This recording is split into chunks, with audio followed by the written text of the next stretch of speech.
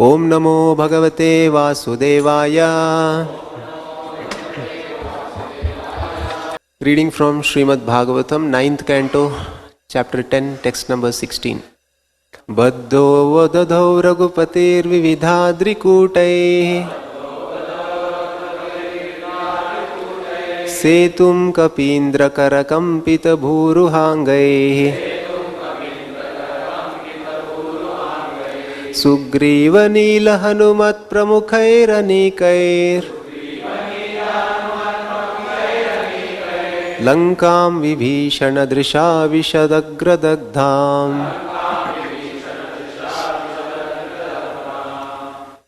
Translation and purport by His Divine Grace A.C. Bhaktivedanta Swami Srila Prabhupada ki jai. Translation. Shukdev Goswami said, after constructing a bridge over the ocean by throwing into the water the peaks of mountains whose trees and other vegetation had been shaken by the hands of great monkeys, Lord Ramachandra went to Lanka to release Sita Devi from the clutches of Ravana. With the direction and help of Vibhishana, Ravana's brother, the Lord, along with the monkey soldiers headed by Sugriva, Nila and Hanuman, entered Ravana's kingdom Lanka, which had previously been burnt by Hanuman. Purport by Srila Prabhupada. Great mountain peaks covered with trees and plants were thrown into the sea by the monkey soldiers and began to float by the supreme will of the Lord. By the supreme will of the Lord, many great planets float weightlessly in space like swabs of cotton. If this is possible, why should great mountain peaks not be able to float on water? This is the omnipotence of the Supreme Personality of Godhead. He can do anything and everything he likes because he is not under the control of the material nature. Indeed, material nature is controlled by him. Mayadhyakshena prakriti suyate sacharacharam. Only under his direction does prakriti or material nature work. Similar information is given in the Brahma Samhita 552. Yasyajnaya brahmati samvrata kala chakro govindam adi purusham tamaham bhajami. Describing how material nature works, the Brahma Samhita says that the sun moves as desired by the Supreme Personality of Godhead. Consequently, for Lord Ramachandra to construct a bridge over the Indian Ocean with the help of monkey soldiers who threw great mountain peaks into the water is not at all wonderful. It is wonderful only in the sense that it has kept the name and fame of Lord Ramachandra eternally celebrated. Thus ends the Bhaktivedanta purport. Nirandasya jnanalakaya chakshurunmilitam yena tasmai Shri Gurave namaha. Nama Om Vishnupadaya Krishna Preshtaya Bhutale Shri Mate Bhaktivedanta Swamin Niti Namine. Namaste Saraswate Deve Gauravani Pracharine Nirvishesha Shunyavadi Paschatya Deshatarine. Jaya Shri Krishna Chaitanya Prabhu Nityananda Shri Advaita Gadadhara Srivasadi Gaura Bhakta Vrinda. Hare Krishna Krishna Krishna Hare Hare Hare Rama Rama Rama Hare Hare. Shukadeva Goswami continues to describe the pastimes of Lord Rama in brief. The previous verse described the Samudra Deva, ocean personified, offering prayers to Lord Rama and praying to him that you may construct a bridge to spread your transcendental fame.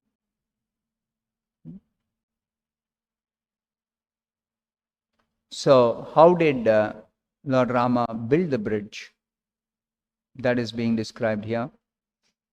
After constructing a bridge over the ocean by throwing into water the peaks of mountains whose trees and other vegetation had been shaken by the hands of great monkeys. Lord Rama is the Supreme Personality of Godhead. He does not even require to build a bridge. But the description is given here about his Leela, pastimes.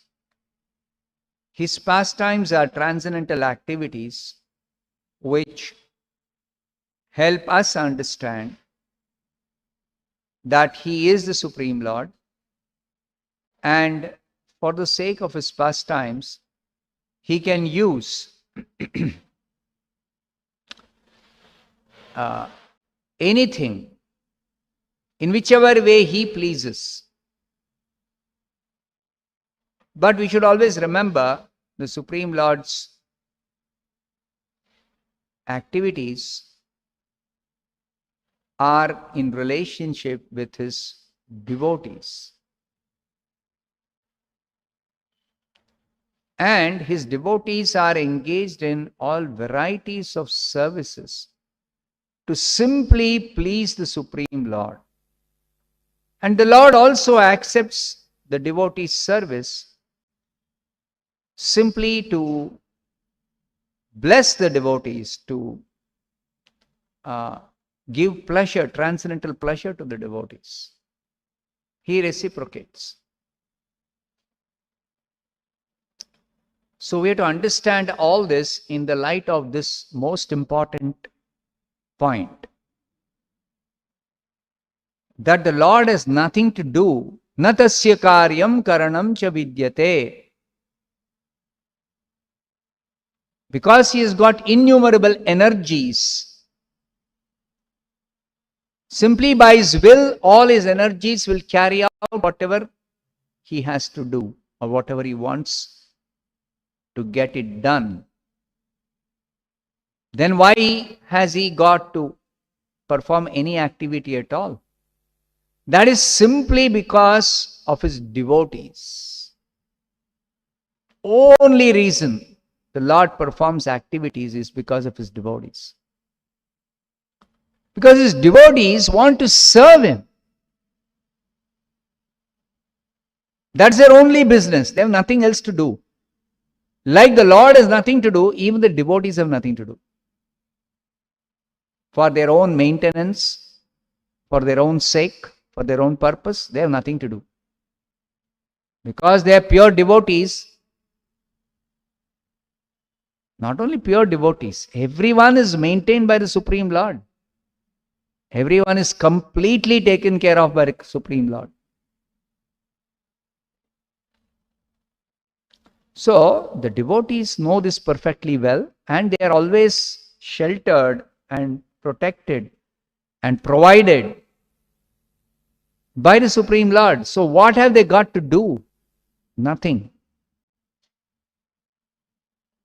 Exactly like the Supreme Lord has nothing to do, the devotees also have nothing to do.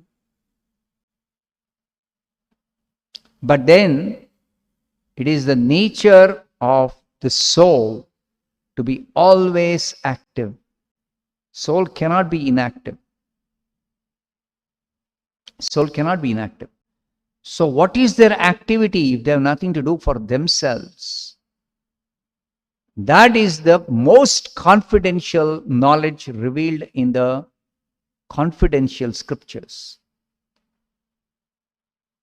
That the liberated souls,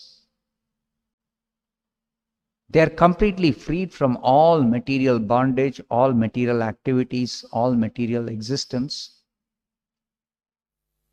At the same time, they are spirit souls who are always active. Who are always active. So what is their activity?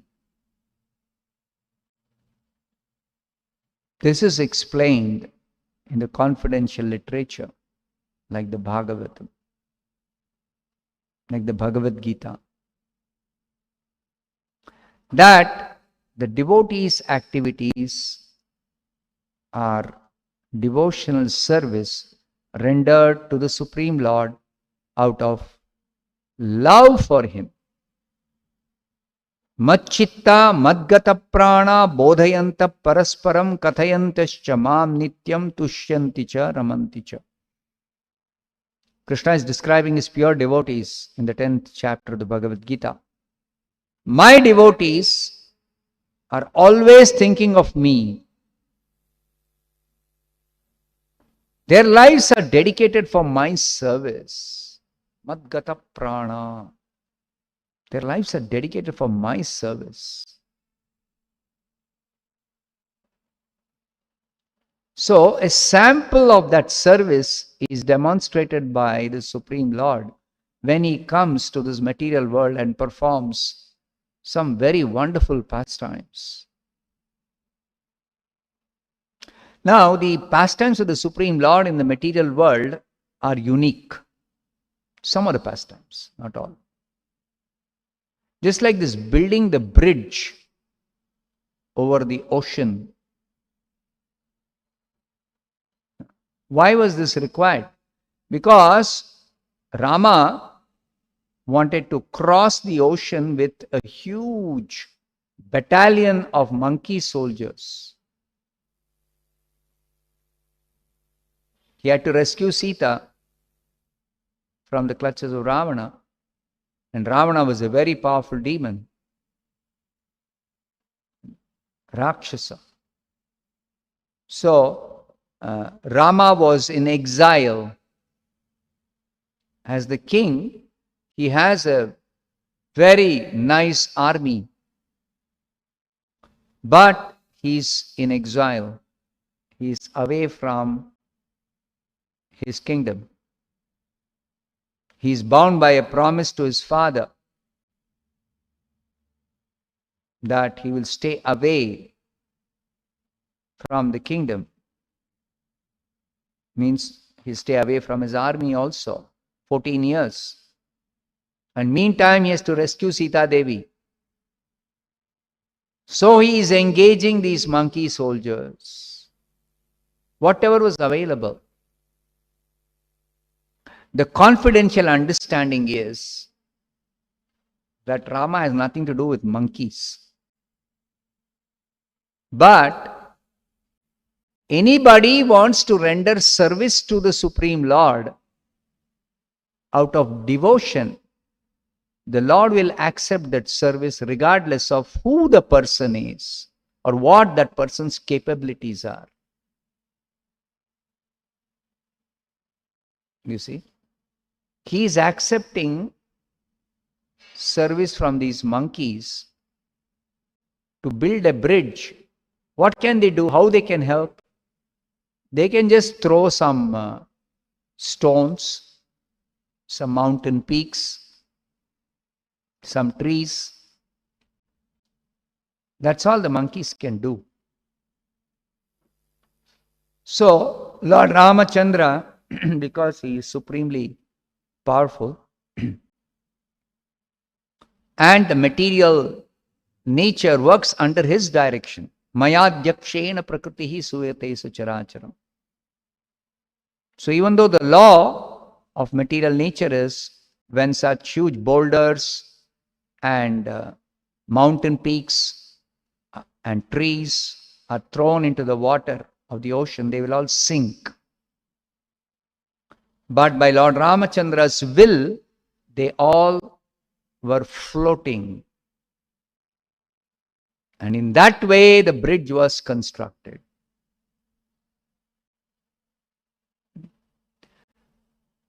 So, the monkeys, whatever service they could do, they did.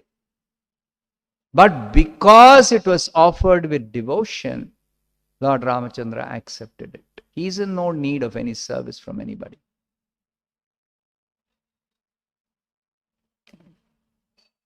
He is not in need of any service. But he accepts service only if it is rendered with devotion. Only if it is rendered with devotion. So, because these monkeys are devotees. Actually, who are these monkeys? What is their identity? They are all great devatas who prayed to Lord Rama that this Ravana has become a very big disturbance in the whole universe. So kindly get rid of this Rakshasa. who's simply troubling all saintly persons and the devatas, the devotees of the Lord. So Rama appeared in order to answer the prayers of the devatas. So the devatas are assisting him in his leela of killing this Ravana. Every activity, including killing of the demon Ravana, is a pastime of the Supreme Lord Rama. It's a leela, Ram leela. Because when the Lord kills somebody, he purifies that person. He delivers the person. He liberates that person from sinful reactions. So that is the reason why the Lord performs this leela of killing the demon. Otherwise, the demon can be killed by any agent of the Lord. Any agent. Even insignificant agents can kill most powerful demons simply by being empowered by the Supreme Lord. So, the Lord accepts service from his devotees. So the devatas are all devotees of the Supreme Lord. Vishnu Bhaktas Mruto Daiva. So they appeared in the form of monkeys to assist the Lord in this battle against Ravana, because Ravana was having a huge army. Even though Rama can just finish off entire Ravana and his army simply by his willing. But in order to engage his devotees in some service, he decided to fight against this Ravana's army with the army of his own army of monkey soldiers. And these monkey soldiers, even though as devatas, they are much more capable and powerful than Ravana's soldiers. But when they have appeared as a monkey, just in that monkey form, whatever they can do, Rama will engage them in that way only. And still, because the Lord is the Supreme Personality of Godhead, Rama is the Supreme Personality of Godhead, even without skilled soldiers, Rama's party will win the battle. Exactly like in the battle of Kurukshetra, even though Duryodhana had very powerful generals on his side, the most powerful generals, and Krishna and the Yadu army were not fighting on Pandava's side. Yadu army was on Duryodhana's side, the most powerful army. And Krishna himself, he is not fighting, even though he is on the Pandava's side. He is not fighting. So, in spite of all these odds against the Pandavas, still Pandavas won the battle, because Krishna was on the side of Pandavas. Jayastu Panduputranam yesham pakshe janardana. Victory is always on the side of those who are favored by the Supreme Lord. That means victory is always on the side of the devotees. Kaunteya pratijanihi name bhakta pranashyati. Yatra yogeshwara krishno yatra partho dhanurdaraha tatra shri vijaya. Victory is always for devotees. So therefore, Lord Rama wants to teach us that you should always be on the side of the Supreme Lord.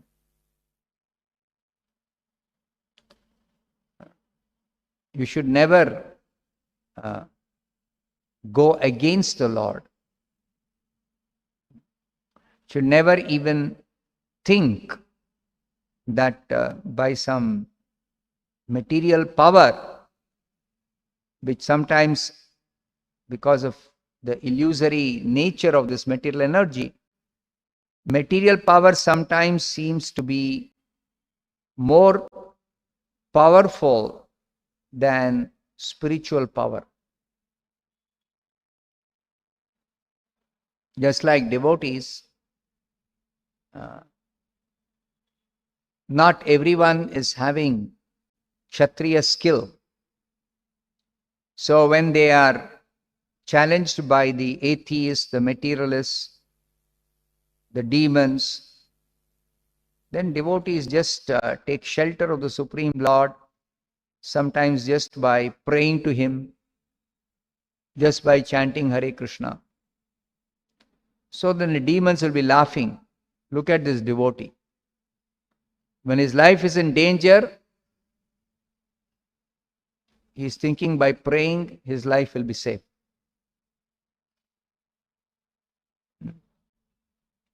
So what is the value of this prayer? That's what the demons sometimes challenge. And they even see devotees die when attacked by a demon or a materialist. Just like in the battle of Kurukshetra, Abhimanyu was fighting on the side of the Pandavas, Arjuna's son. Abhimanyu was very powerful. He was a powerful Kshatriya. Single-handedly, he challenged so many powerful generals who were on the Kaurava side. But they broke the rules because even the most powerful general could not fight against Abhimanyu, who was a much junior, apparently a less powerful fighter. But they ganged up together against the rules of Dharma Yuddha and they killed him. Now, devotees who are neophytes or materialists will point out such a powerful devotee warrior, Abhimanyu, he was killed in the battle. Why was he not saved? Somebody asked me this question. So, Krishna's protection for his devotees is not material protection. This is one important thing we have to understand. Krishna's blessing is not material blessings or material favors. There is nothing like material blessing. There is no material favor that Krishna wants to give to his devotees. Because everything material is a product of the illusory energy. All these material favors, material opulence, material power, material beauty, everything is meant for the non-devotees. Non-devotees. Devotees are enriched with spiritual opulence, spiritual power, spiritual knowledge, spiritual beauty. And in the material world, spiritual beauty is not easily recognized, or anything spiritual is not easily understood. By the most learned Vedic scholars also, they cannot recognize or understand what is the spiritual reality in terms of personal features of the Lord. At the most, the scholars of the Vedas can to some extent understand spiritual reality or truth as impersonal Brahman. They can't understand what is this, the spiritual truth about the personal features, the features of the personality of Godhead, Supreme Personality of God, that they cannot understand. So therefore, all such pastimes of the Lord are also mistaken to be ordinary activities of some ordinary person whom sentimental devotees consider as God. The non-devotees, when they hear about the pastimes of Ramachandra or Krishna, they'll find so many faults in these activities. And devotees, when they understand from the proper source, properly understand what these activities are, what are the nature of these activities, what is transcendental about them. Janma karma chame divyam evam yo veti tattvataha. Tattvataha, only the devotees can understand properly what is the nature of Rama's activities, Krishna's activities, and how they are all transcendental. They are full of all spiritual qualities. Devotees are enriched with spiritual qualities, spiritual opulence, spiritual power, spiritual strength, spiritual knowledge. And the nature of spirit is always opposite of material nature. That is elaborately explained in the Bhagavad Gita, 2nd chapter. So you should study Bhagavad Gita properly if you want to understand what is spiritual nature, what is spirit, who is the personality of Godhead, spiritual personality. Everything you understand if you study properly Bhagavad Gita. So that non-devotees can never properly understand who is personality of Godhead. They cannot understand. They cannot understand what is the nature of the pastimes of the Supreme Personality of God. They cannot understand the Lord's qualities, the Lord's form, the Lord's devotees, the Lord's